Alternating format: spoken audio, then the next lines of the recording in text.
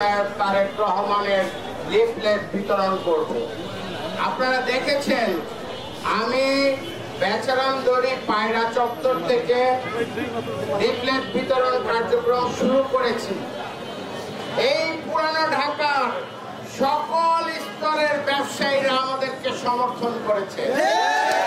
বিশেষ করে Bangladesh glass merchant অ্যাসোসিয়েশনের আমার শ্রদ্ধাভাজন বড় ভাই আলমগীর ভাই সহ এখানে গ্লাস মার্কেট অ্যাসোসিয়েশনের নেতৃবৃন্দ উপস্থিত আছেন আমার আরেক ভাই হায়দার আলী বাবলা সহ এখানে উপস্থিত সকলকে আমি আমার ব্যক্তিগত পক্ষ থেকে আন্তরিক শুভেচ্ছা এবং অভিনন্দন জানাচ্ছি।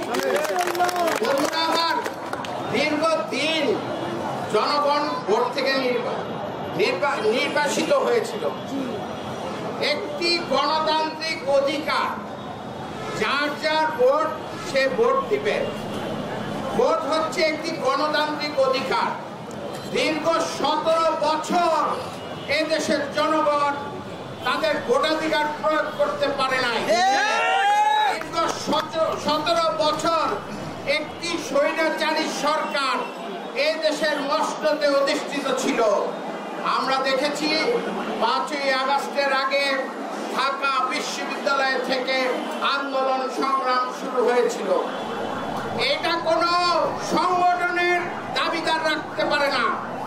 এটা হচ্ছে বাংলাদেশের আপামর জনসাধারণ। আমরা দেখেছিলাম বাসা থেকে গৃহকর্তীয় রাস্তায় নেমে এসেছিল, শিশুরা সহ রাস্তায় নেমে এসেছিল, বাংলাদেশের আবাল বৃদ্ধ বনিতা সবাই রাস্তায় নেমে এসেছিল।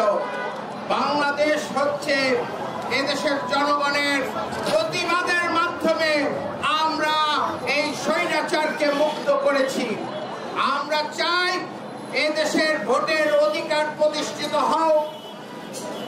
এদেশের মানুষ তাদের ভোটের অধিকার, তারা যাকে খুশি তাকে মনোনীত করবে, তাদের মৌলিক অধিকার। ইনশাল্লাহ আশা রাখি আমি যেহেতু একজন আদি ঢাকাবাসী, পুরানা ঢাকার ছেলে, আমার বাপ দাদা 14 গোষ্ঠী পুরানা ঢাকার, আমাদের কোনো গ্রামের বাসা নেই, দেশের বাসা নেই। আমরা এই পুরানো ঢাকার এই বড় ভাইদের সাথে এই অনেক মুরব্বী আছেন, অনেক বন্ধু বান্ধব আছেন, তাদের সাথে খেলাধুলা করেছি, একসাথে বড় হয়েছি। আলমগীর ভাই আমাদের স্কুলের বড় ভাই ছিল। আহমেদ বাওয়ানি স্কুলে আমরা একসাথে অধ্যয়ন করতাম, পড়াশোনা করেছি। যেহেতু আমি সাবেক ছাত্র নেতা ছিলাম, আমি জগন্নাথ বিশ্ববিদ্যালয়ে ছাত্র রাজনীতি করেছি, দীর্ঘদিন ছাত্র রাজনীতি করে বেড়ে ওঠা। আমি পুরানো ঢাকার 31 নম্বর ওয়ার্ডে সাবেক কাউন্সিলর ছিলাম। অত্যন্ত বৈরী পরিবেশে এই এলাকার জনগণ আমাকে ভোট দিয়ে নির্বাচিত করেছিল। আমি হয়তো এখানে বলতে পারি এই এলাকার জনগণকে আমি কি দিতে পারবো। এই এলাকার জনগণ সর্বদা আমাকে ভালোবাসা দিয়েছে। এই এলাকার জনগণকে আমি যখনই ডাক দিয়েছি তারা আমার পাশে থেকে, তারা আমার সাথে থেকে আমাকে সহযোগিতা করেছে। ইনশাল্লাহ আমারও তো কিছু করণীয় আছে। ইনশাল্লাহ দেশনায়ক তারেক রহমান যদি আমাকে মনোনীত করে, আমি এই পুরানো ঢাকার জন্য অবশ্যই করব। আপনারা জানেন এই পুরানো ঢাকার সন্নিকটে এই বুড়িগঙ্গার বেহাল অবস্থা। এই বুড়িগঙ্গা দিয়ে যারা চলাচল করে, বুড়িগঙ্গার নোংরা পানিতে তারা চলাচল করে নৌকা দিয়ে। আমরা জাতীয়তাবাদী দল যদি রাষ্ট্রীয় ক্ষমতায় অধিষ্ঠিত হয়, আর যদি দেশনায়ক তারেক রহমান আমাকে ধানের প্রতীকে মনোনীত করে, আর আপনারা পুরানো ঢাকাবাসী যদি আমাকে ভোট দিয়ে নির্বাচিত করেন, তাহলে একটি কথা দিয়ে যাচ্ছি, এই বুড়িগঙ্গাকে আমি সংস্কার করব। এই বুড়িগঙ্গাকে প্রয়োজনে প্রধানমন্ত্রীর তহবিল থেকে এনে এই বুড়িগঙ্গার সংস্কার করব এবং এই বুড়িগঙ্গাকে সৌন্দর্য মণ্ডিত করব।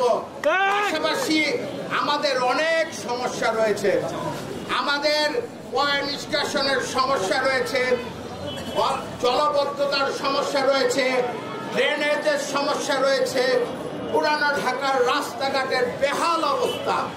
পুরানো ঢাকার রাস্তাঘাট কিন্তু বিস্তৃত হয় নাই, কিন্তু যানবাহনের সংখ্যা অনেক বৃদ্ধি পেয়েছে। আমরা দেখেছি আমাদের পার্শ্ববর্তী দেশ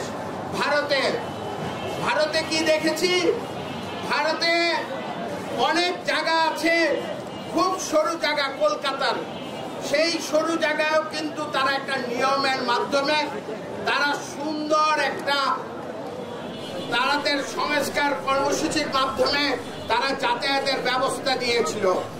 আমরা যদি পুরানো ঢাকাকে এক লাইনের ব্যবস্থা করি, এক পথে চলার ব্যবস্থা করি আর এক পথে আসার ব্যবস্থা করি, ইনশাল্লাহ আমাদের এই যানজট নিরসন হবে। পাশাপাশি যে আমাদের জেলখানা যে পরিত্যক্ত জায়গা, এই জেলখানাকে যদি আমরা ব্যবসায়ীদের সাথে নিয়ে জেলখানায় যদি আমরা মাল্টি স্টোর বড় বিল্ডিং করে আমরা যদি কার পার্কিং এর ব্যবস্থা করি, তাহলে পুরানো ঢাকার অনেক গাড়ি এই জেলখানার ভবনে কার পার্কিং এর ব্যবস্থা থাকবে, তাহলেও কিন্তু আমাদের যানজট নিরসন হবে। আরেকটি স্বপ্ন আমার রয়েছে, ব্যবসায়ীরা যদি আমাকে সহযোগিতা করে তাহলে আমরা একটি নির্দিষ্ট জায়গায় মাল লোড এবং আনলোডের ব্যবস্থা করব। যদি একটি নির্দিষ্ট জায়গায় মাল লোড এবং আনলোডের ব্যবস্থা হয় তাহলে আমাদের অবশ্যই যানজট নিরসন হবে।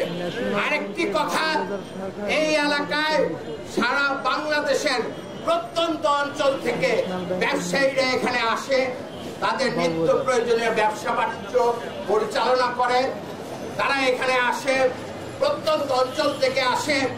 আমরা ইনশাল্লাহ রাষ্ট্রীয় ক্ষমতায় অধিষ্ঠিত হলে আমরা সকল ব্যবসায়ীকে পূর্ণ নিরাপত্তা দান করবো ইনশাল্লাহ। এই ব্যবসায়ীগণ থেকে নীরব চাঁদাবাজিকে মুক্ত করবো ইনশাল্লাহ, যাতে ব্যবসায়ীরা নির্বিঘ্নে চাঁদাবাজি করে নির্ভয়ে, ব্যবসায়ীরা যাতে এই চাঁদাবাজ মুক্ত নির্ভয়ে যাতে ব্যবসা বাণিজ্য পরিচালনা করতে পারে সেই ব্যবস্থা করব।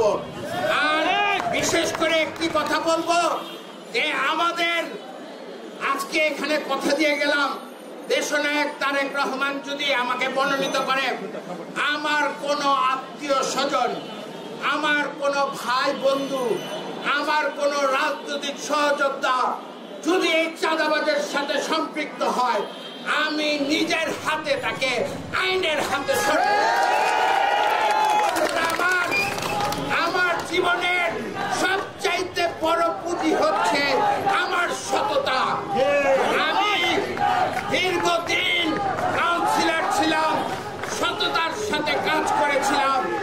আবার কিন্তু পকেটের বৃদ্ধি করার জন্য আমি রাজনীতি করি না, এই মানসিকতা নিয়ে আমি রাজনীতি করি, জনমানুষের সেবা করার জন্য রাজনীতি করি। ইনশাল্লাহ ঢাকার সাথে সর্বস্তরের জনগণ দেশনায়ক তারেক রহমানের ডাকে ঐক্যবদ্ধ।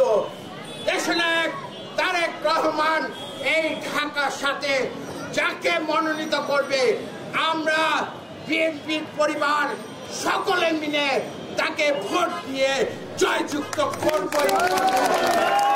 এই আশা এবং প্রত্যাশা ব্যক্ত করে আপনারা আজকের এই কর্মসূচিতে সকলে যে অংশগ্রহণ করেছেন, আপনাদেরকে আন্তরিক শুভেচ্ছা এবং অভিনন্দন জানিয়ে বিদায় নিচ্ছি। খোদা হাফেজ। বাংলাদেশ জিন্দাবাদ, বাংলাদেশ জাতীয়তাবাদী দল জিন্দাবাদ, শহীদ রাষ্ট্রপতি জিয়াউর রহমান অমর হোক, দেশনেত্রী বেগম খালেদা জিয়া জিন্দাবাদ। আমাদের আগামী দিনের রাষ্ট্রনায়ক, দেশ নায়ক তারেক রহমান জিন্দাবাদ, জিন্দাবাদ।